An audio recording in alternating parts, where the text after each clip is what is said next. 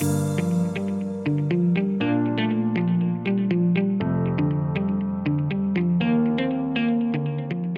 Alldus podcast is brought to you by Alldus International, supplying your expert AI and digital transformation staffing needs across the US and Europe. Today, you are listening to our AI in Action series, where leading minds in AI from across the world share their story, success, and advice. AI in Action cuts through the hype and explores the true impact of artificial intelligence in our world today.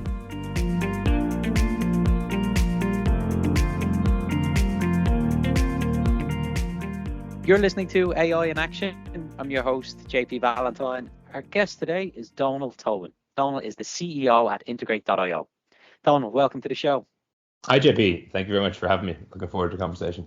We're delighted to have you. So, Donal, before we talk about Integrate, please give us a bit of background of yourself and your journey in technology from where you got started to what led you to where you are today as the CEO of Integrate. Yeah, absolutely. So, grew up in rural West Ireland, where it's probably at the time there's more sheep than people, and so maybe a bit biased, but it's one of the most beautiful places ever been to. So fortunate enough to grow up there. I guess transitioned then into sort of going through education, early years in career. Studied finance in college for my sins. I guess growing up in teenage years was young and naive, thought that life was all about making the most amount of dollars, and so after a couple of Google searches and looking around, seeing that finance had a lot of dollar signs tied to it, I went through college studying that. After a couple of years, realized that finance wasn't necessarily what I was interested in or wanted to do long term, and was fortunate enough to get introduced into the tech world and more particularly into the B2B SaaS world. And so started off on that side. I was working for a fund that acquired and operate B2B SaaS companies. And so there I was working on a fund level across sort of M&A, doing both buy side and sell side for that piece, and then fund operations as well as that. And then 5-6 years ago, started moving into more operator role and within portfolio companies. And so I've been working on more product strategy, sales, marketing, so more like the operators side of things within technology companies. And so been running CEO of integrateio for about 4.5 years now. Donal, thank you for that background. I appreciate you sharing your journey, and you've given some early indications as to how your background has led to what you're doing today. So for anyone listening who's not familiar with integrateio, tell us about the business, who you are, what you do, what the mission of the organization is, and then we'll move into the impact that Integrate has in helping digital transformation. Sure thing. Integrateio is a data warehouse integration platform designed specifically for e-commerce. And so on our platform, we provide a complete integration layer around your data warehouse. So for ingesting data into your data warehouse, getting data back out into your operational systems. Really our goal and our mission is to empower both technical teams, but also business teams and business users to be able to build and manage their data pipelines. And so really focused around low code being the buzzword of today, around that being really focused on ease of use and allowing anyone within the company to build and manage their pipelines. I feel maybe the term low code is certainly very used too much, and there's a lot of companies out there that might claim to be low code but aren't really in fact. Whereas with integrateio, it's purely focused around ease of use, allowing both the technical users and the non-technical users to be able to build out and manage their pipelines, not being reliant on core IT. With that, sort of taking off that pressure and giving ownership to whoever needs the data where they want it. So where we really fit in within the data and data science world is helping companies to centralize all their data sources into either a data warehouse or a data lake, be that for analysis, for BI reporting, for data modeling within different more data science use cases. And so you look in today's world, there's ever increasing number of data sources that companies are generating data from. So that's your databases, your CRMs, your ERPs, your marketing systems, sales, product systems, etc. with that. And so one of the biggest challenges is in data analytics and data science is centralizing all that data into a data warehouse or a data lake. And so that's where we sit. We essentially, you can think of us as like the plumbing of the data team, right? It's connecting to all those data sources, bring that data in, preparing it for analysis. When you look at the data integration space itself, then there's obviously a huge amount of players in the space. It's really fast growing. Pretty much all of these, what we saw were horizontal plays, right? They're playing across all different verticals, and so going for across the board land grab. We've taken a bit of a different approach in that we've taken the approach to be very much vertical focused and solely focused on serving e-commerce companies within their space. And so chose that for a number of reasons. Obviously, the e-commerce space itself is a booming industry. Pre-COVID, it was growing at a rapid. COVID has done is accelerate that growth even further. And so now there are so many more companies in the e-commerce space out there that are needing to connect to so many more vendors in the space. And so really what that has led to, when you look at the current options they have for data integration, is that there's companies out there are serving maybe 40, 50% of an e-commerce data source that they need to ingest data from. And then they're left either having to write their own sort of scripts themselves, or they don't have those capabilities, so they're not able to ingest from these data sources.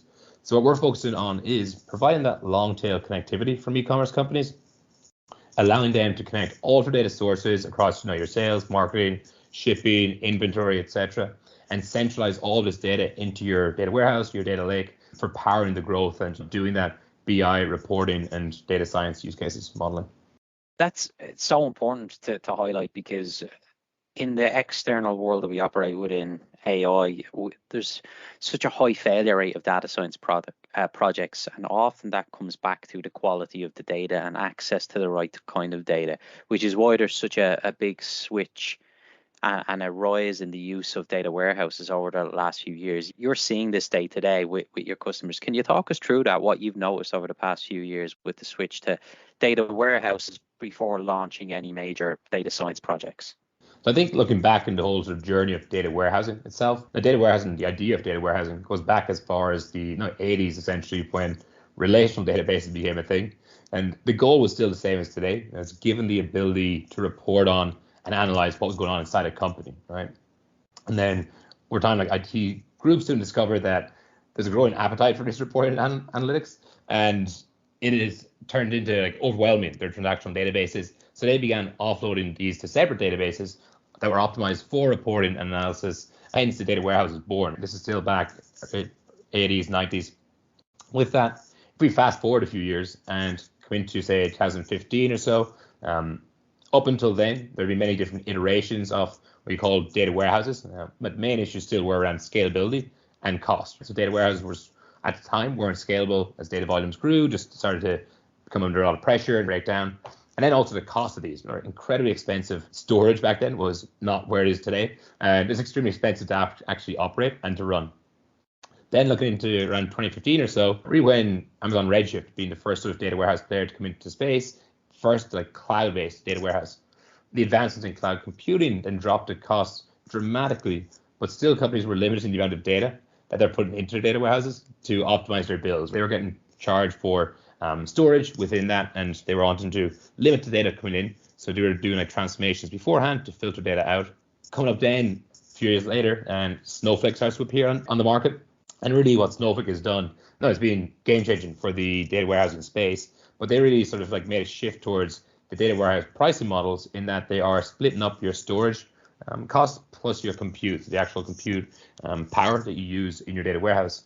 And so what this really changed was a shift towards companies limiting the amount of data they brought into their data warehouse, more to just completely flipping it. So customers are now, because storage is so cheap with that model, putting in as much data as they need and really just building out the data warehouse as a centralized source of truth within a company. So all data from whatever source it is just getting pushed into your data warehouse.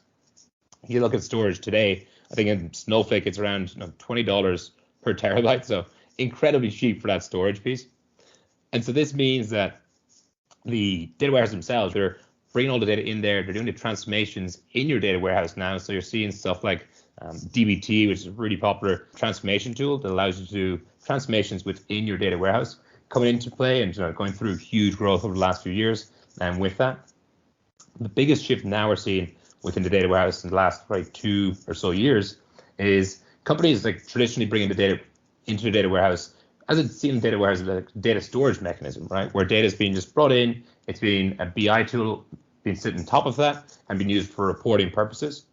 But now we're starting to see these additional use cases where companies are, as a term, operationalizing their data into data warehouse, and by that actually pushing data back out to their operational systems. So for example, you have a lot of this operational data in your data warehouse. You're looking to push that data out to the likes of, say, Snowflake, NetSuite. So let's say, for example, you are a company and you're ingesting a lot of your data from different like sources across like your product, your core database around all about your account data for customers. You're then running, say, churn prediction models on that within the data warehouse.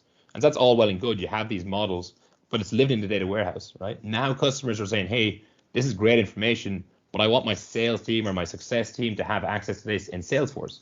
And so it's bringing rise to a new term we're calling like reverse ETL, which is actually taking data out from your data warehouse and pushing it back into your operational systems, such as your Salesforces of the world.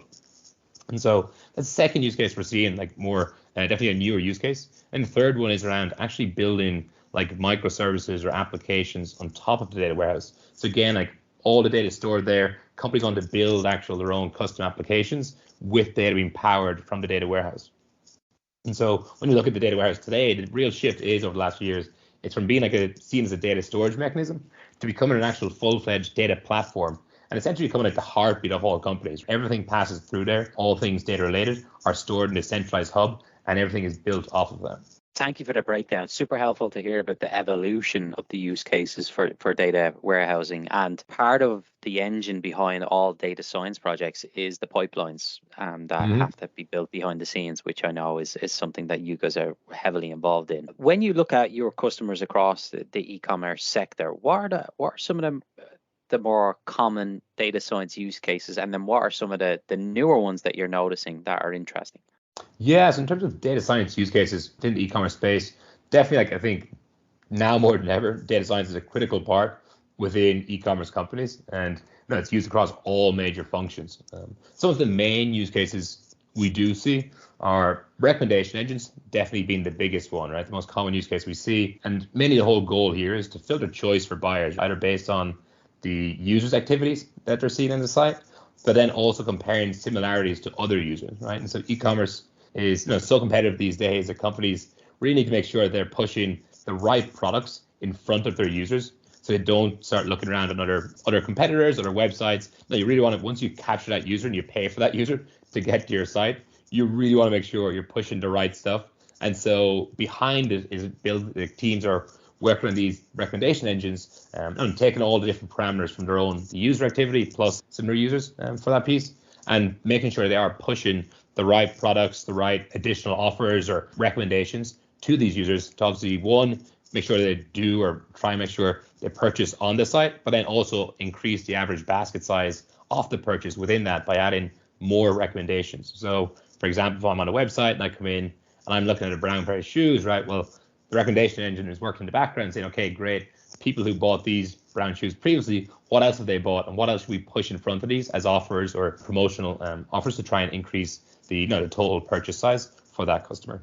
That's one of the sort of biggest ones. Other ones we see is within customer like lifetime value modeling. And so definitely an e-commerce company is critical to understand the lifetime value of a customer. It works all things related, but from the start and core, it lets you see how much can we afford to spend on a customer to acquire them as a customer. If we have their lifetime value, we can work that out pretty easily. But the challenge is getting to an actual customer lifetime value. And so that it's the predicted amount which a customer will bring into each company. And so companies need to know this for one, like defining their own objectives for their company in terms of like growth, their costs, their future sales, net profit, etc. With that, for optimizing their business marketing strategies, just understanding, hey, how much can we afford to spend, or when does this make sense and it doesn't make sense for these pieces. And then other parts like around the cross-sell opportunities, right? Being able to upsell according to the customer's past purchases and what their predicted future purchases are. The third one I'd highlight is around the customer retention and churn modeling. And so I think when you look at like churn modeling within a more like contractual based company where you can see, okay, this customer stopped using us on December 21st, 2022, that's very easy to see, okay, this is when it happened and this is potentially what happened to cause a churn. Within e-commerce, it's a lot more difficult, right? Because there's no you don't know what an official churn date is or when the customer lost interest. So really there's a lot of sort of modeling that needs to go into that to shape what, one, the customer retention looks like, and then off of that, what the customer churn model and predict and prevention can do. And so really the goal of the churn models are to help identify churning customers, and then the marketing teams can then build out retention campaigns that are based off of these that help businesses try and get those customers back in that are potentially going to drop off. And then obviously the second piece around the churn modeling is to keep your maintaining or help to increase your overall customer lifetime value, right? And that just adds to your business, it adds to the modeling you can do, the sort of the money you can spend to acquire new customers within that. Other one I'd highlight, or other two I'd highlight maybe, would be probably customer review analysis, which is a bit of a different kind, right? In that from a data science and machine learning perspective, it's using like natural language processing.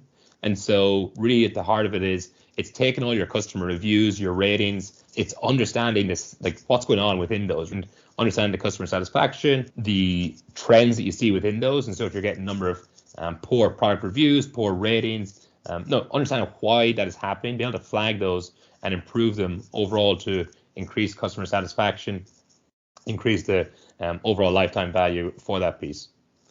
And the last one I'd say is pretty interesting one, is one of my favorite ones, is around price optimization. Like just an extremely interesting part of any e-commerce strategy.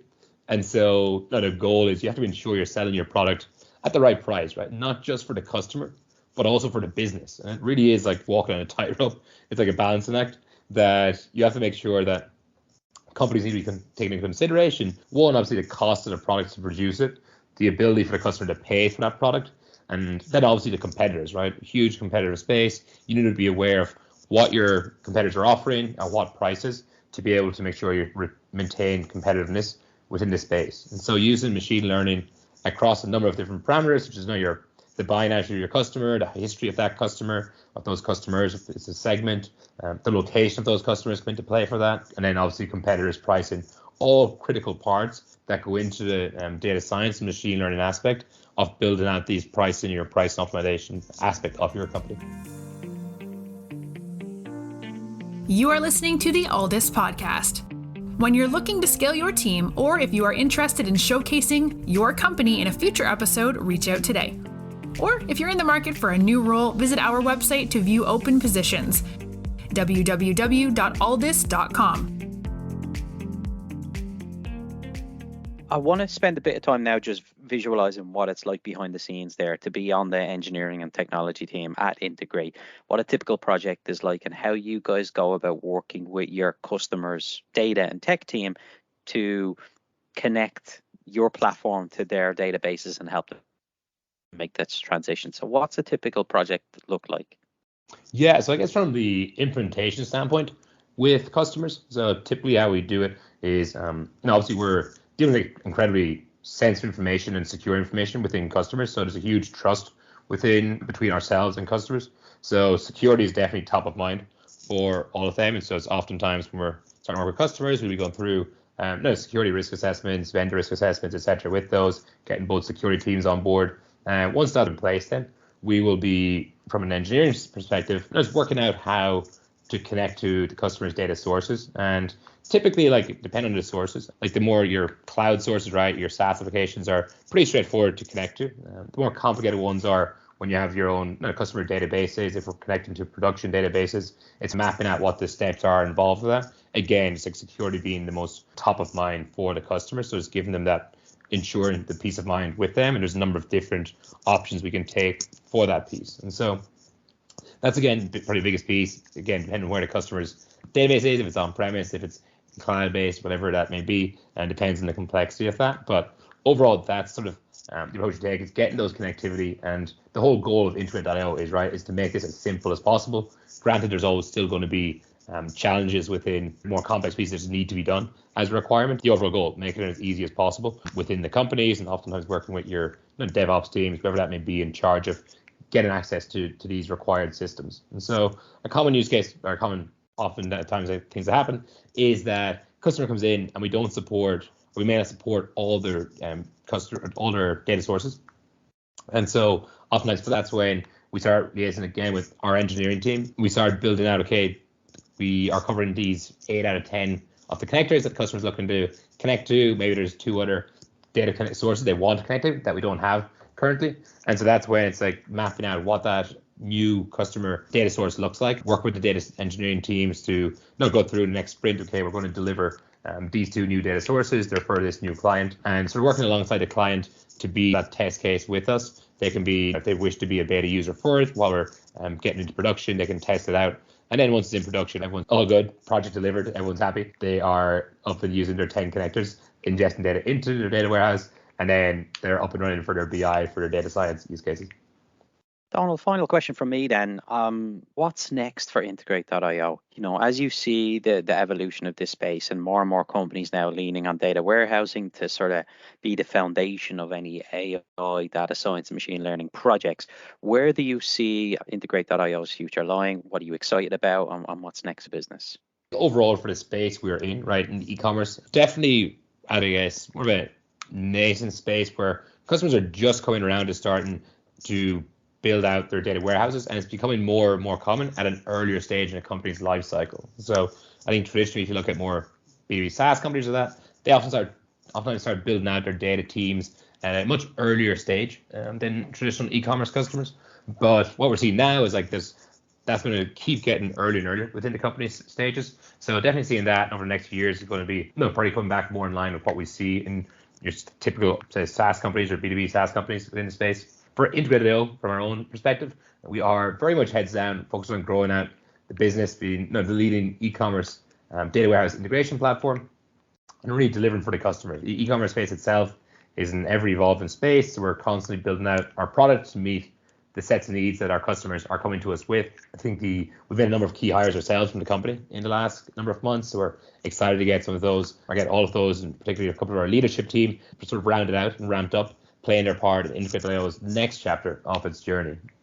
And from an expansion standpoint, while we're pretty global customer base currently, a lot of our focus is around the US market today, and it's continuing to grow that out, but then also starting to look at more international markets, and particularly again in the e-commerce space. And so with that definitely comes its own challenges, right, from a product standpoint, localization, having to build out the localized data integrations with customers in that region or those regions are looking to integrate with. And then also from a marketing standpoint, overall just team standpoint, again, focus around localization, get up to speed, establish ourselves in those markets. Overall, I think we're in an extremely exciting space. I think we're at the intersection of data science, data engineering, and then also e-commerce, right? Some of the fastest growing industries out there. So collectively, we have a fantastic team in place. We have a great product, a great customer base. And so we're extremely excited for what lies ahead. Donal, thank you so much for coming on today. Really appreciate you talking to us, sharing a bit about your own journey, talking to us about integrate.io, some of the great work that you're doing to help e-commerce companies bridge the gap in digital transformation and help them become a more modern business. And yeah, you guys are going to be busy for several years with the amount of work that's coming your way. So we wish you, the team, and everyone there the best of luck in the years to come. Likewise, JP. Thanks very much for having me on. Really enjoyed the conversation. And we'll chat soon.